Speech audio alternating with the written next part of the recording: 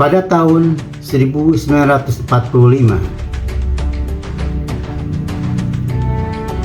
saat itu Indonesia masih dijajah oleh Jepang. Namun semangat kemerdekaan sudah berkobar di dada para tokoh bangsa. Untuk mempersiapkan kemerdekaan, Jepang membentuk sebuah badan bernama BPUPKI, yaitu singkatan dari Badan Penyelidik Usaha-Usaha Persiapan Kemerdekaan Indonesia. BPUPKI bersidang dua kali. Sidang pertama yaitu pada tanggal 29 Mei sampai 1 Juni tahun 1945. Nah, disinilah awal mula dari gagasan tentang dasar negara Indonesia, yaitu Pancasila. Beberapa tokoh besar menyampaikan pandangannya. Pertama ada Muhammad Yamin, kemudian ada Pak Supomo, dan kemudian juga ada tokoh sebagai orator bangsa Indonesia pada waktu itu adalah Soekarno. Pada tanggal 1 Juni 1945, biasanya Soekarno menyampaikan pidatonya yang kemudian dikenal sebagai lahirnya Pancasila.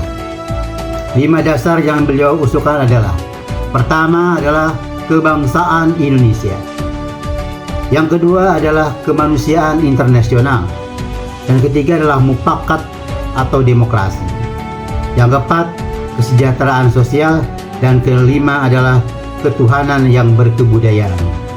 Dari sinilah lahir istilah Pancasila. Dari kata panca artinya 5 dan sila artinya dasar atau prinsip. Itu awal mula yang disampaikan inisiatif dari seorang Insinyur Soekarno pada waktu itu. Setelah sidang pertama, BPUPKI membentuk panitia 9 yang beranggotakan tokoh-tokoh besar seperti Soekarno-Hatta, Muhammad Yamin, Agus Salim, Abikusono, Cokro Sujoso.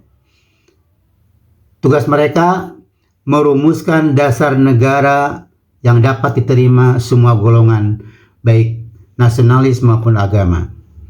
Nah, hasil kerja mereka lahirlah sebuah dokumen penting, yaitu yang namanya Piagam Jakarta, yaitu tertanggal 22 Juni tahun 1945. Teman-teman sekalian, isi Piagam Jakarta menurut rumusan Pancasila versi awal dengan sila pertama berbunyi: ketuhanan dengan kewajiban menjalankan syariat Islam bagi pemeluk-pemeluknya. Namun demikian, menjaga persatuan bangsa, terutama setelah ada masukan dari perwakilan Indonesia bagian timur. Kalimat itu kemudian diubah menjadi satu, yaitu ketuhanan yang Maha Esa.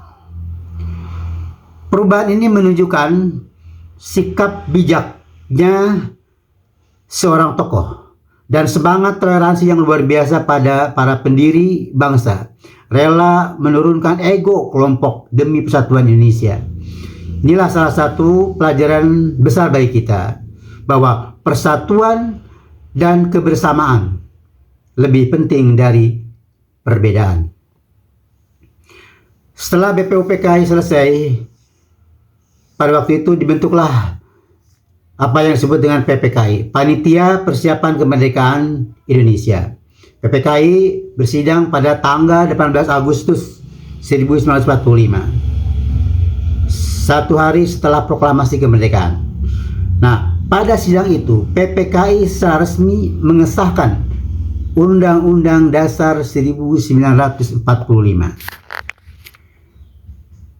Itu yang pertama. Yang kedua adalah memilih Soekarno sebagai presiden dan Hatta sebagai wakil presiden. Kemudian yang ketiga, menetapkan Pancasila sebagai dasar negara Republik Indonesia. Inilah tonggak penting berdirinya bangsa kita. Pancasila tidak lahir dalam satu malam, melainkan melalui perdebatan, melalui kompromi, dan semangat gotong royong untuk mencari dasar bersama bagi seluruh rakyat Indonesia. Lalu apa pelajaran yang bisa kita ambil sebagai generasi muda untuk Indonesia? Pertama adalah cinta persatuan.